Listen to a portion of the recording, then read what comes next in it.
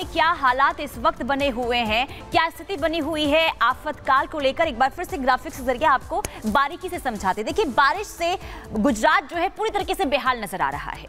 और देखिए, गुजरात के कुल 18 जिले हैं जहां पर बाढ़ से त्राहिमाम मची हुई है। बिल्कुल, इसके अलावा देखिए अब तक 28 लोगों की जान जो है इस बारिश और बाढ़ की वजह से जा चुकी है। द्वारका, वडोदरा, जामनगर और कच्छ की बात करें, वहां पर स्थिति बहुत खराब है। लेकिन राहत बचाव में सेना की जो टुकड़ियां हैं वो लगातार वहां पर तैनात है, जो लोगों तक राहत पहुंचा रही है। एनडीआरएफ और एसडीआरएफ की कुल 42 टीम्स है जो इस वक्त वहां पर लोगों की मदद कर रही है। देखिए, अब तक 18,000 लोगों का रेस्क्यू किया जा चुका है, जिन्हें सुरक्षित जगह पहुंचाया गया है। इसके अलावा 7 नेशनल हाईवेज और 66 स्टेट हाईवेज जो है वो ठप भी हो चुके हैं। और इसके अलावा गुजरात में कुल 939 सड़कें हैं जो बारिश और बाढ़ की वजह से पूरी तरीके से बंद हो चुकी है। मौसम विभाग की तरफ से ये भी कहा जा रहा है कि गुजरात पर अगला 48 घंटा काफी ज्यादा भारी है। देखिए, बारिश के बाद अब तूफान की भी आशंका जताई गई है। गुजरात के आसमान में डीप डिप्रेशन की संभावनाएं काफी ज्यादा बन रही है। बिल्कुल, और देखिए गुजरात में अब चक्रवाती तूफान है, ये आ सकता है, ये भी संकेत दिए गए हैं। और गुजरात में आज की बात करें तो भयानक बारिश की आशंका भी मौसम विभाग की तरफ से कुल मिलाकर देखिए हालात देखकर मौसम वैज्ञानिक जो हैं वो काफी हैरान है। उनका कहना है कि जो ये हालात बने हुए हैं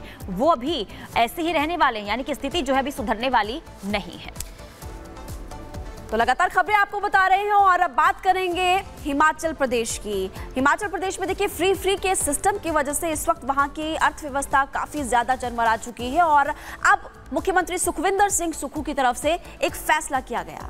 बिल्कुल, देखिए फैसला ये है कि मुख्यमंत्री हो, मंत्री हो या फिर संसदीय सचिव हो, उन्हें जो है 2 महीने का वेतन नहीं लेने के लिए कहा गया है। हालांकि विपक्ष इसे लेकर हमलावर है। विपक्ष का ये कहना है कि जो अर्थव्यवस्था हिमाचल प्रदेश की चरमराई हुई है, इसके पीछे की वजह यह है कि सरकार की तरफ से फिजूल खर्ची की गई है।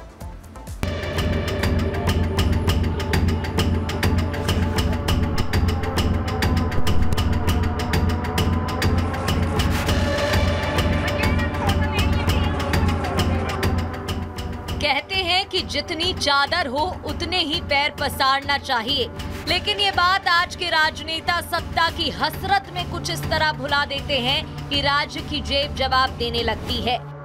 कुर्सी पाने के लिए की गई तिकड़मी और रेवड़ियों की बौछार जनता पर भी बोझ बनकर गिरने लगती है, तो विकास और अर्थव्यवस्था धराशायी हो जाते हैं।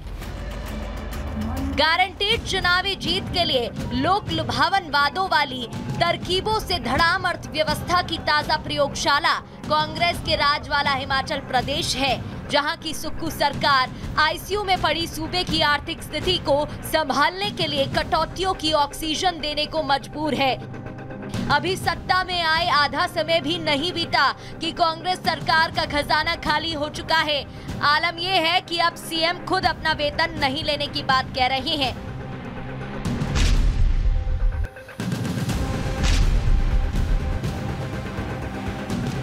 हिमाचल प्रदेश की आर्थिक स्थिति देश की सियासत और सोशल मीडिया पर चर्चा का केंद्र है, जहां राज्य चलाने के लिए पर्याप्त राजस्व की कमी हो गई है। हालात इतने बिगड़ गए हैं कि स्वयं मुख्यमंत्री ने ऐलान कर दिया कि वो अपने 2 महीने का वेतन और तमाम भत्ते नहीं लेंगे। इतना ही नहीं, विधानसभा में इस बारे में बताते हुए सीएम सुक्खू ने कहा कि उनकी सरकार के सभी मंत्री और मुख्य संसदीय सचिव भी अगले 2 महीने तक वेतन और भत्ते नहीं लेंगे। सभी मंत्रिमंडल वाले के सदस्यों ने ये तय किया कि जब तक प्रदेश की आने वाले समय में जो सुधार और अच्छा नज़र आता है, 2 महीने तक ना पे लेंगे, ना टीए लेंगे, ना डीए लेंगे। और यही अनुरोध मैंने जब अपने सीपीएस साथियों से कहा, उन्होंने कहा 2 महीने तक हम भी नहीं रहेंगे। महज ये छोटा सा अमाउंट है, लेकिन एक सिंबॉलिक अमाउंट है।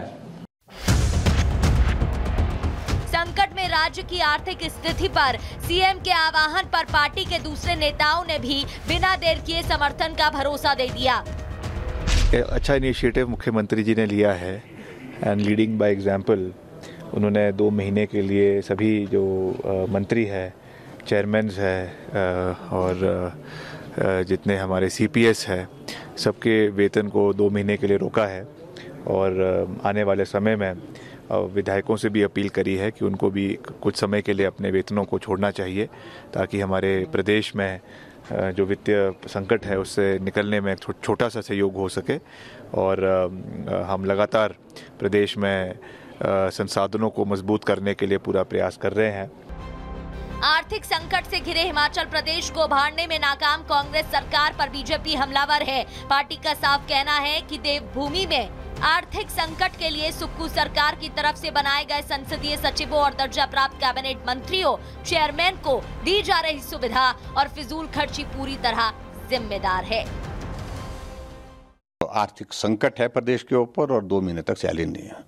मुझे नहीं मालूम कि उससे कितना फर्क पड़ेगा प्रदेश की आर्थिकी पर, लेकिन जिन चीज़ों से सही मायने में असर पड़ता है, प्रभाव पड़ता है, उन पर अमल करने की आवश्यकता है।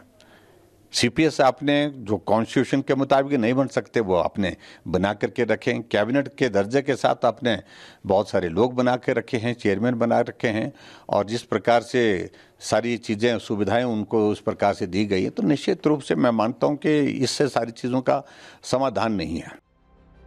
आर्थिक संकट और कर्ज के बोझ तले दबे हिमाचल प्रदेश की खराब स्थिति किसी से छिपी नहीं है।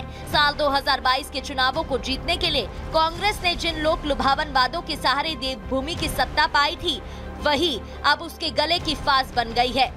मसलन क्यों चरमराई हिमाचल की अर्थव्यवस्था?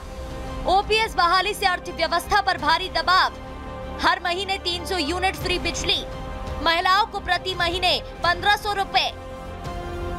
इसके चलते हिमाचल प्रदेश की अर्थव्यवस्था इस कदर बिगड़ गई है कि राज्य का पुरानी कर्ज चुकाने को लेने पड़ रहा नया ऋण।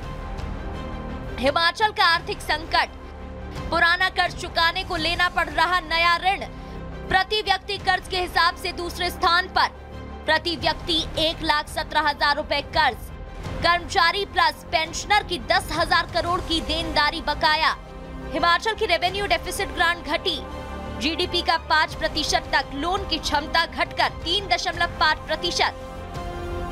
साफ है, चुनाव जीतने के लिए रेवड़ियों की बौछार और सरकार में आने पर सौगातों का सैलाब आय व्यय का संतुलन बुरी तरह बिगाड़ देती है।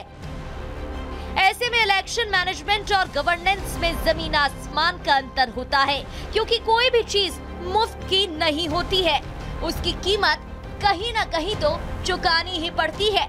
ऐसे में हिमाचल की बिगड़ी आर्थिक स्थिति से फ्रीबीज की राजनीति करने वालों और उसके शिकार बनने वाले सभी लोगों को सबक लेने की जरूरत है। Bureau report, Republic Bharat. देखिए, चुनाव के समय फ्री की रेवड़ियां बांटी गई और उसका खामियाजा देखिए अब हिमाचल की अर्थव्यवस्था पर देखने को मिल रहा है।